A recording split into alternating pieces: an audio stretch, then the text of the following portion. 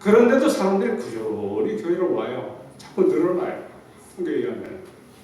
왜 그런지 아세요? 전도회 안 하고 전도 안 해도 사람들이 스스로 오는 거예요. 왜 오는가 하면은 지속적인 사회 봉사 활동. 전도회는 안 해도 사회적인 봉사 활동을 참 많이 합니다. 그러니까 사람들이 은연중에 교회에 대한 이미지, 이미 천주교가 상당히 좋다는 얘기예요. 그러면서 마음속에 이런 생각이 들어갑니다. 지금은 아니어도 언젠가 내가 신앙을 한다면은 그때 내가 천주교 가리라 하는 사람들이 상당히 많다는 얘기예요. 그리고 사람이 살다 보면은 결정적으로 내가 신앙을 해야지 하는 때가 옵니다. 살다 보면 누구든지 그런 때가 와요. 그러면 자연스럽게 누가 끌지 않아도 천주교를 찾아간다는 얘기예요.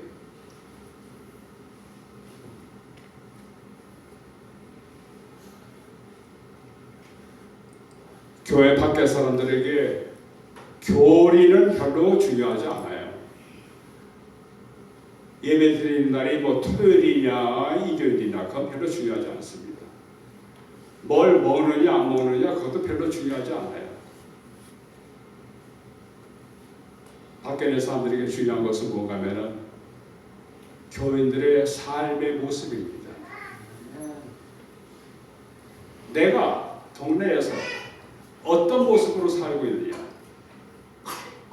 그것이 세상 사람들이 볼 때 야, 저 사람이 다니는 교회는 정말 진짜다.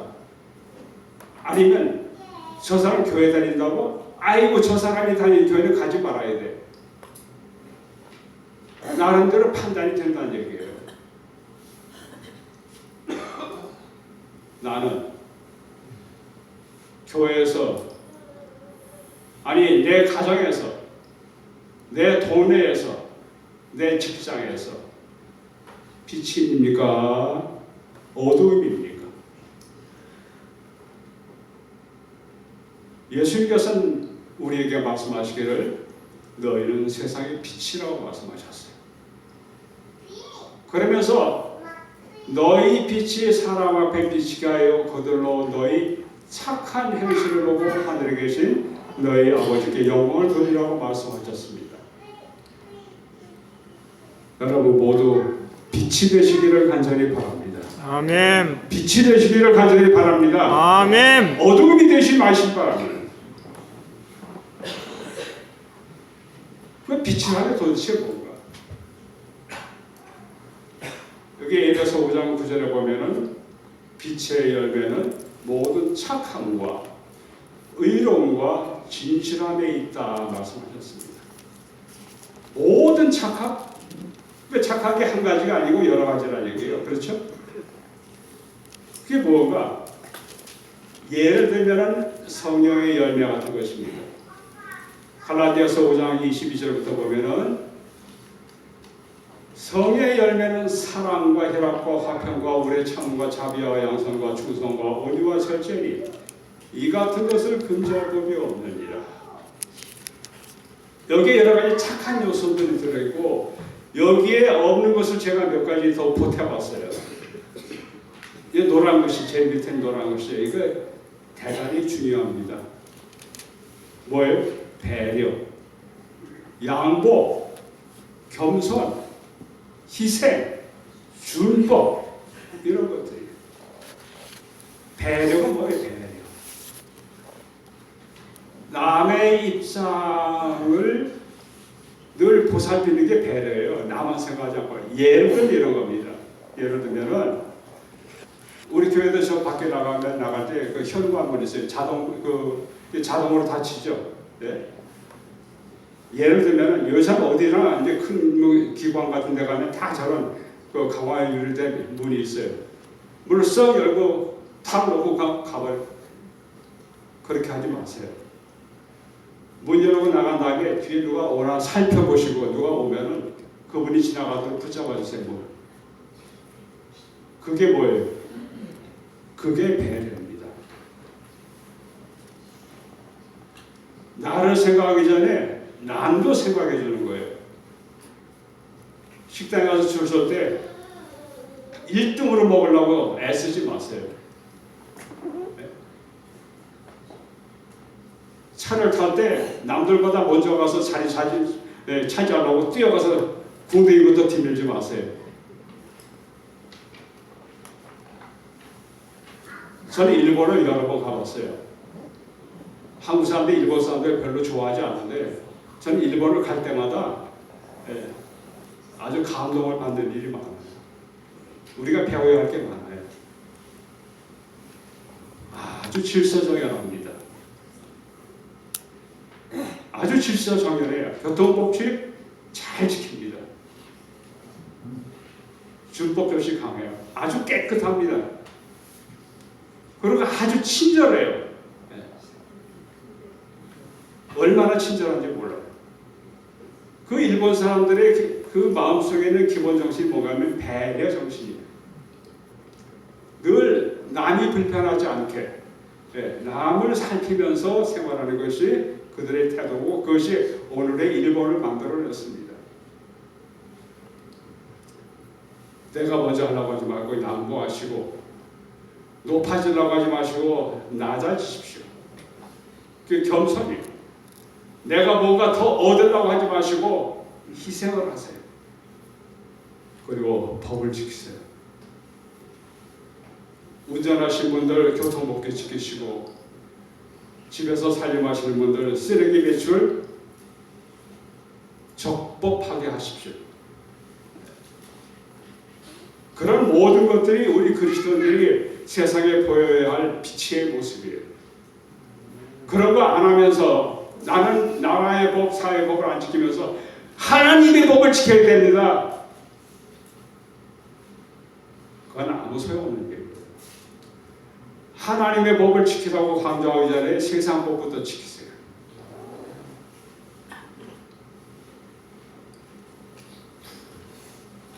이사야 1장에 보면은 이사야 선지자가 막 통탄하는 이야기가 나옵니다.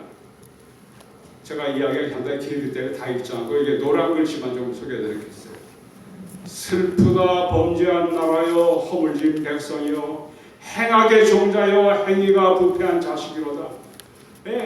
말하면 이 이사야 선지자가 막 가슴을 치고 통곡하는 이야기예요. 누구 때문에? 자기 이스라엘 백성들 때문에. 왜 그랬는가? 왜 그런가? 자, 이어서 1장에 대해서 이런 얘기가 나옵니다. 12절에 보면은 너희가 내 앞에 보이려고 오니 이것을 누가 너에게 요구하였느냐? 내 마당만 밟을 뿐이니라. 헛된 재물을 다시 가져오지 말라. 이들이 하나님 앞에 안 나오는 게 아니에요. 나오긴 나와요. 소도 끌고 오고 양도 끌고 와서 재물을 바치고 하는데 다 소용없다는 얘기예요. 다 소용없다요. 다 소용없다는 얘기예요. 그거 하나님 다 필요 없다는 얘기예요. 오늘 이게 우리에게 무엇을 의미하는지 잘 새겨보시기 바랍니다. 그거 다 필요 없다는 얘기예요. 그러면서 이렇게 말합니다. 이스라엘의 행한 행실, 그 악한 행실이 뭔가? 하나님 앞에 안 나오는 거, 안 지키는 거 그게 아니에요. 그거 잘해. 그런데 왜 이렇게 이사야 선지자가 가슴을 치고 통탄하는 이야기를 하는가? 16절 너희는 스스로 씻으며 스스로 깨끗하게 하여 내 목전에서 너희 악한 행실을 버리고 행악을 그치고.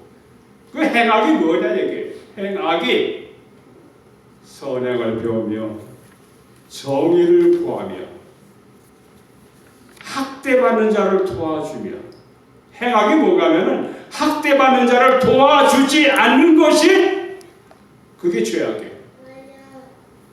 고아를 위하여 신원하며 부모 없는 아이들을 도와주지 않는 것이 죄악이에요. 과부를 위하여 변호하라. 어려운 형편에 있는 사람들을 도와주지 않는 것이 죄악이다. 그런 거 하지 않으면서 하나님 앞에 나와서 예배만 드리고 하는 거 하나님 다 소용없다는 얘기예요.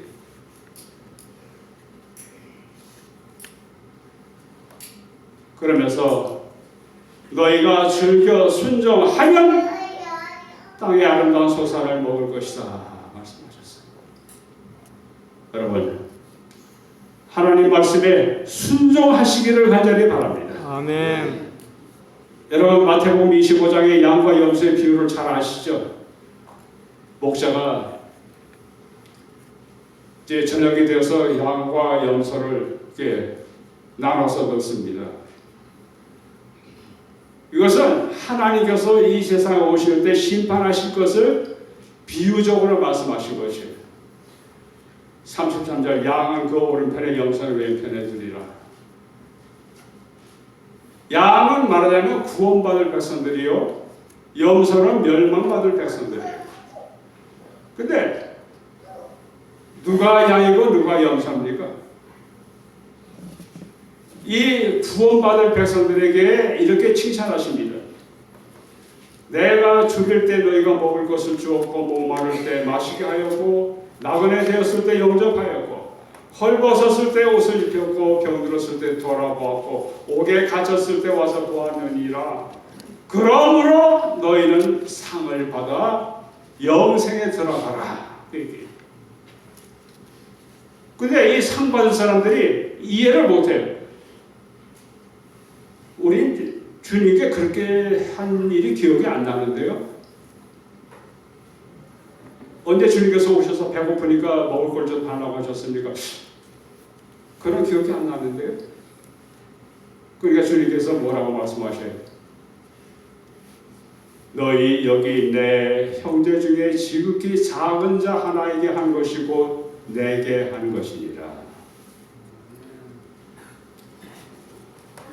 주님께 한 것만이 주님께 한 것이 아니라 지극히 작은 자 하나에게 한 것이고 내게 한 것이라 말씀하셨어요. 반대로 양의 무리 역시 마찬가지예요. 너희는 반대로 염소죠. 염소 무리에게 너희는 내가 배고플 때 먹을 것도 주지 않았다. 헐벗을 때 입을 것도 주지 않았더니 아이고 언제 와서 달라고 하셨습니까? 한 번도 그렇게 안 해놓고 뭐 우리가 안 했다고 하십니까? 그래서 그때 이 주인이 뭐라 그랬어요? 지극히 작은 자 하나에게 하지 않은 것이 곧 나에게 하지 않은 것이다. 그들은 영벌에 의인들은 영생에 들어가느라.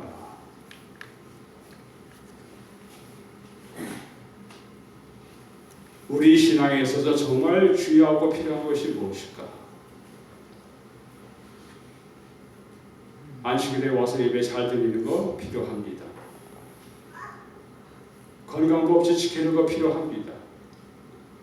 율법 지키는 거 필요하고 중요합니다. 자, 그런데 여기 누가복음 10장에 이야기도 여러분 잘 아시는 이야기예요. 어떤 율법사가 와서 어떻게 하여야 영생을 얻겠습니까? 하고 물었어요, 예수님께. 그때 예수님께서 너 이미 다 알고 있지 않느냐? 네가 아는 대로 대답해봐. 그랬더니 이 사람이 뭐라고 얘기하는가 하면은 주 너희 하나님을 사랑하고 또한 내 이웃을 내 자신같이 사랑하라. 그때 예수님께서 맞았어. 정답. 그랬어요. 아니 정답이 100점이에요. 100점. 근데 이 사람이 또 얘기를 되물었어요. 그러면 내 이웃이 누굽니까? 이웃을 내 몸과 같이 사랑하라고 하셨는데 내 이웃이 누굽니까? 그때 예수님께서 그 이웃이 누군지를 설명하시면서 하신 이야기가 여러분이 잘 아는 선한 사마리아의 이야기입니다. 한 사람이 예루살렘에서 여리고로 가는 길에서 강도를 만나서 그 강도가 때려서 거의 죽게 내버려두고 갔어요. 거기를 제사장이 지나가다가 그냥 모른 척하고 가버렸고 레위인도 그냥 지나쳤어요. 그런데 어떤 사마리아인이 와서 그를 보고 불쌍히 여겨서 가까이 가서 기름과 포도주를 그 상처에 붓고 자기 짐승에 태워서 주막에 들어가서 보살펴줬어요. 그러면서 말씀하시기를 내 생각에는 이 세 사람 중에 누가 강도 만난 자의 이웃이 되겠느냐. 그림이 잘 보이십니까? 저 고갯길 멀리 레위인과 제사장이 지나가고 있어요. 이 사람하고 제사장인 것 같고 이 사람은 레위인 것 같아요. 다케나 지나가는데 이 사마리아인은 이 사람을 보살펴 줬어요. 저 강도 많은 사람의 이웃이 누굽니까? 바로 사마리아인이었어요. 유대인들은 개, 돼지처럼 취급했던 사마리아인. 그가 진정한 저 사람의 이웃이었습니다. 예수님은 빛으로 사셨습니다. 나는 세상의 빛이라 말씀하셨고 그 예수님의 빛이라고 하는 것은 다른 게 아니에요. 여러분, 예수님이 왜 빛이 되셨는지 아세요? 예수님 총 한번 쏘셨습니까? 대포 한번 쏘셨습니까? 핵무기를 가지셨습니까? 그런 거 아무것도 없었어요. 그러나 세상에 수십억 수백억의 사람들이 예수를 믿고 따라요. 예수님이 빛이었기 때문에 그 빛은 그런 완력, 권력, 폭력이 아닙니다. 무력이 아니에요. 예수님이 빛이 될 수 있었던 것은 자기를 희생하셨기 때문입니다. 우리를 대속하기 위해서 자기 몸을 주셨기 때문에 희생하셨기 때문에 빛이 되신 것이에요. 여러분, 빛이 되시기를 원하십니까? 예수님처럼 사시기를 바랍니다. 예수님처럼 사는 것이 빛이 되는 것이에요. 누구든지 자기를 부인하고 자기 십자가를 지고 나를 따를 것이라 말씀하셨습니다. 사랑하는 우리 청석교회 성도 여러분들, 우리는 다 세상의 빛으로서 부름받은 사람들입니다. 빛 대신 예수님을 따르시게 되기를 간절히 바랍니다. 아멘. 그리고 예수님처럼 사시게 되기를 간절히 바랍니다. 아멘. 말씀 마치겠습니다.